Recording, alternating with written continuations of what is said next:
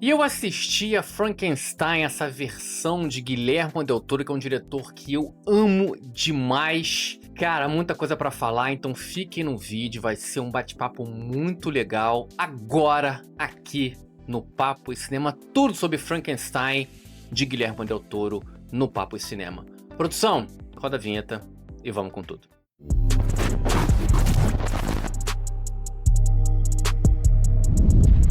E estamos aqui de volta para falar de Frankenstein, essa super produção da Netflix, dirigida pelo mexicano Guillermo del Toro, um diretor que eu tenho um enorme carinho. Filmes como Labirinto do Fauno, que tá no meu top 10 da vida, A Forma da Água, onde ele ganhou o Oscar de diretor, melhor filme, Hellboy, A Colina Escarlate, enfim, é um diretor que trabalha muito bem o visual, a estética do filme, elas geralmente são maravilhosas, é um quadro, uma pintura que você pode, cada frame fala demais. E como que ele tem uma capacidade incrível de conceber, de criar criaturas horrendas, mas com uma profundidade que poucos diretores conseguem. Bom, eu acho muito legal falar de Frankenstein, porque assim como o Del Toro, que ele diz que é um dos projetos da vida dele, né, eu tenho um carinho muito grande por essa história, né? Eu fiz vários trabalhos na faculdade sobre o livro da Mary Shelley, de 1818, né? Naquela época, enfim, muita coisa tava mudando, né? Então, como que esse livro mudou muito como que as pessoas viam a sociedade, como que as pessoas entendiam a ciência, engatinhando ainda, né? Nos primórdios, a civilização se moldando ainda e como que ela estava muito à frente do seu tempo. O que é interessantíssimo e profundo dessa história é que, assim, eu acho que poucas pessoas não conhecem a história clássica do Victor Frankenstein e essa tentativa de brincar de Deus, né? Esse cientista super egocêntrico tentando burlar a morte, tentando fazer o ser perfeito com uma colcha de retalhos de cadáveres esquecidos pela humanidade e a criação de um ser, né? Onde as coisas não saem como ele gostaria. Essa é a história clássica do Frankenstein, a história básica do livro. E o que eu acho interessante também é que, assim, as diferentes versões que a gente viu na tela esse tempo todo, né, desde que Frankenstein foi concebido para os cinemas, enfim.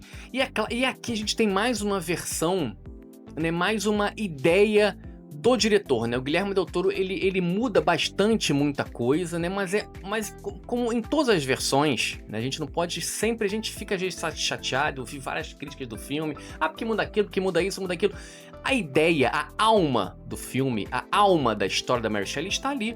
Praticamente em todos os filmes. Em todos os filmes. O que difere é aquela versão. É a ideia que ela tem. É o que vai pra tela, é a ideia que o diretor tem. É a sua interpretação daquela história. E o que me pegou nessa reimaginação do Guillermo del Toro é como o filme consegue ser humano.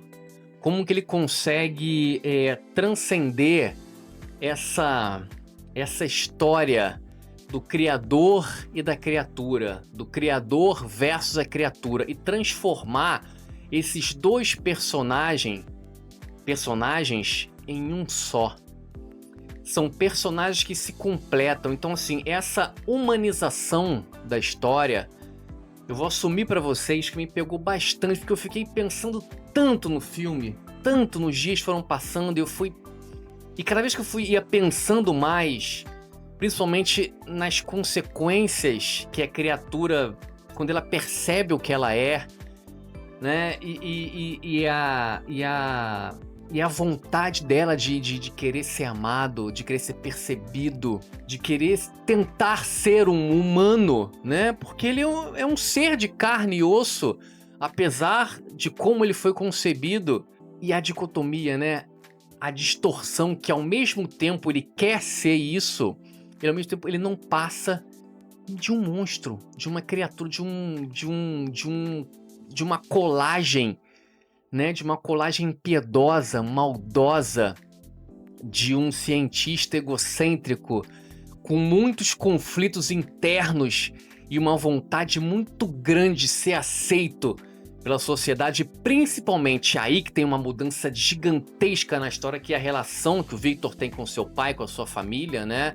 A gente percebe aqui, e a história combina demais com a ideia que o diretor tem pro filme, porque a ideia dele ser maltratado pelo pai, de ter uma relação abusiva com o pai, dele ser isolado, o faz com que ele fique com uma mágoa interna muito grande e queira se provar o tempo todo. Eu preciso ser melhor que meu pai, eu preciso ser algo melhor, eu preciso ser mais que ele. E essa tentativa de ser mais o transformou nele, ele ficou tão cego que o transformou nele numa coisa totalmente inconsequente. Bom, e antes da gente entrar nas atuações, principalmente, né, do Victor e da criatura, eu acho que toda essa história, né, contada pelos olhos do Guilherme Del Toro é um desbunde visual gigantesco, né?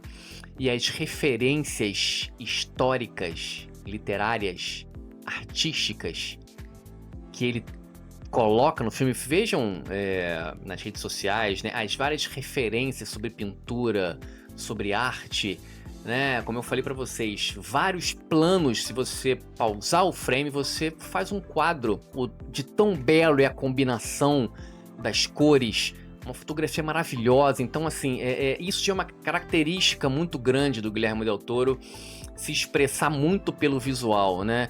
E como que nas obras do Del Toro, isso é uma coisa que eu também convido a vocês a perceberem um pouquinho mais, né? A irem atrás de como que a cor no cinema, como que a cor nos filmes, ele é super importante, como que ela diz tanta coisa, né? E os figurinos, obviamente, que recebem essas cores, como que eles dizem muito como que o filme está se colocando, como que a estética do filme se desenvolve, como que os personagens se comportam a partir das cores que estão vestindo. Então, assim, é um desbunde visual, é um deslumbre visual, né? Toda a ambientação que o Del Toro coloca no filme. Então, assim, isso é um ponto que eu queria falar antes de entrar nas atuações, que visualmente o filme é um acerto espetacular. Bom, sobre as atuações, especialmente do Oscar Isaac e do Jacob Elordi, né? O Oscar Isaac interpreta o Victor Frankenstein, e como que ele faz um cientista impiedoso, egocêntrico, acima do bem e do mal, ele coloca praticamente uma barreira, né, que separa ele das pessoas. Mas isso é o que eu falei com vocês, né? Isso é fruto de uma criação muito mal conduzida pelo seu pai, abusiva, aonde ele foi, né, engolindo mágoas e formando um caráter muito duvidoso de querer se provar o tempo inteiro, até que ele perdeu o limite, perdeu a sanidade.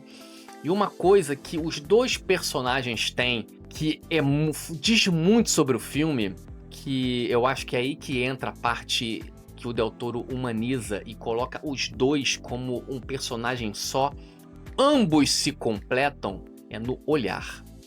O olhar dos dois, eles clamam, eles pedem ajuda, eles pedem auxílio, eles pedem socorro. E é nisso que eu acho que é um acerto muito grande do Del Toro, porque a criatura, a interpretação do Jacob Elordi, que na verdade é um ator que é um dos queridinhos, né, dessa nova geração de atores, fez Euphoria, enfim, é um ator com mais de 1,90 m. Engraçado que o filme fez com que o Del Toro fez com que ele parecesse ter quase 3 metros de altura. De primeiro momento, eu não tinha curtido muito a concepção da criatura, né? Mas ela é muito fiel, ela é mais fiel ao livro, eu acho que de todas as versões. Visualmente, a criatura, ela de primeiro momento, ela não me pegou muito, né? Mas ela foi me conquistando nas interpretações, na atuação do Jacob Elordi, que é uma atuação muito singela, é uma atuação muito necessitada de anseios, de ajuda. E como eu falei com vocês, né, o olhar dele de clemência, o olhar dele de querer ser aceito, ele só quer ser aceito, ele só quer ser amado.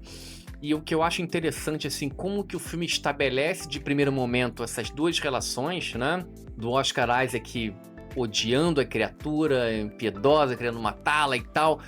E a criatura tentando fazer com que o seu criador o ame, né? Você me criou, cara. Você me criou, então me ame, deixa eu fazer parte da sua vida.